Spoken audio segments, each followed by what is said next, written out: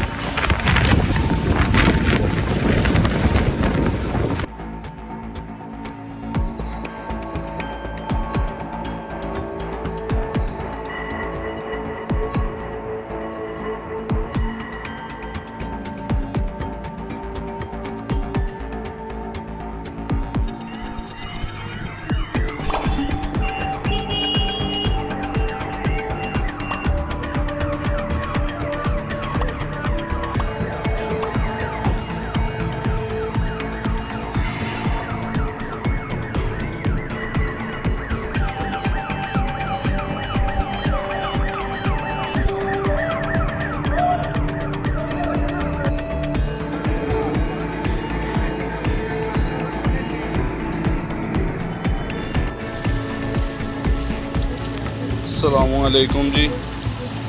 ये देखें थाने सिटी के साथ ये रोड अंदर आ रही है। ये बच्चों का स्कूल है। ये इसके बाद ये रास्ता बंद हो गया, दरख्त टूट गया, दीवार टूट गई है। ये रेलवे की हवेली है।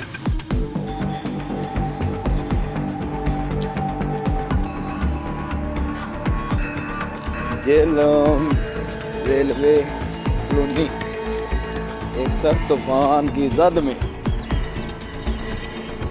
ताकलो भाई ने दिए में पीछे हैर हब्बड़ लो पड़ली साइड सारी ठीक हो तो और तक सारी बर्बादी पटन गई है।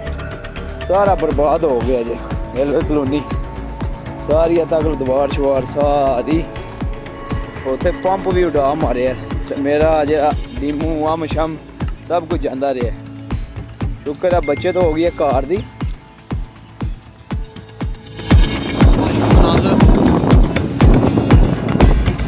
बारिश के दौरान जनाब बगोला आया और बगोले ने जनाब हर चीज़ को तहस नहस करके बिल्डिंगों के साथ जाकर मारा, गाड़ियों को उठा और ये आप देख सकते हैं ये तबाही के मनाज़र, हर तरफ तबाही तबाही।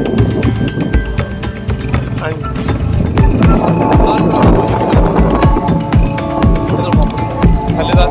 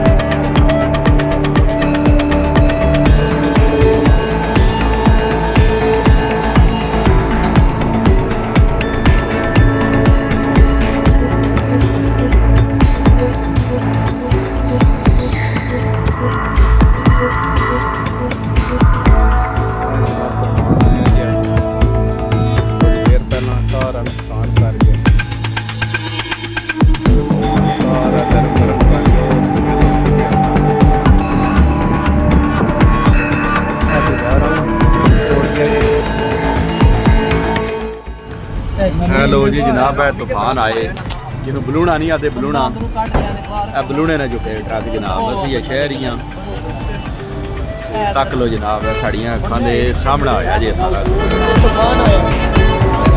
बलूना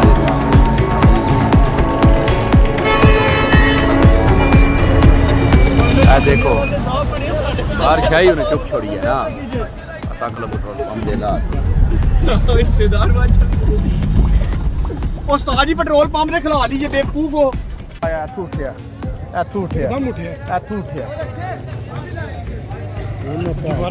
दोबारा पट के लै गया वै जी है झखड़ आया वै 9 लखे अड्डे विच वाह दा दरख्त दे 2 टोटे shed should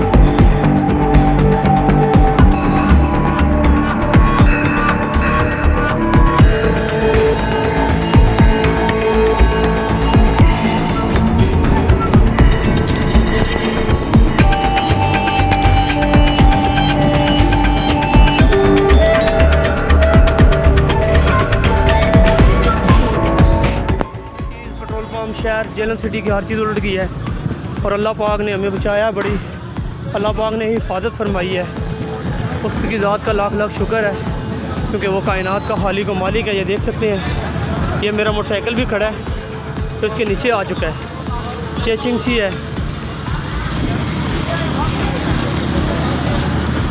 Allah Karim petrol pump है सारे गिर चुकी हैं मशीनें सारा कुछ गिर चुका है अंधेरे की वजह से।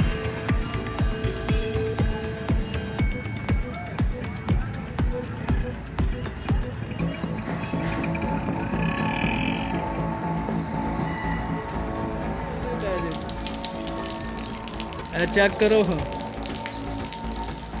अजे इस बादी झाल बूबू पई खड़ी को मेरा ख्याल नुकसान हो गया है स्कूटी साड़ी खड़ी आ गुट्ठां दे विच गड़ा वड़ गया आ चेक करो अंदरां च गड़ा वड़ गया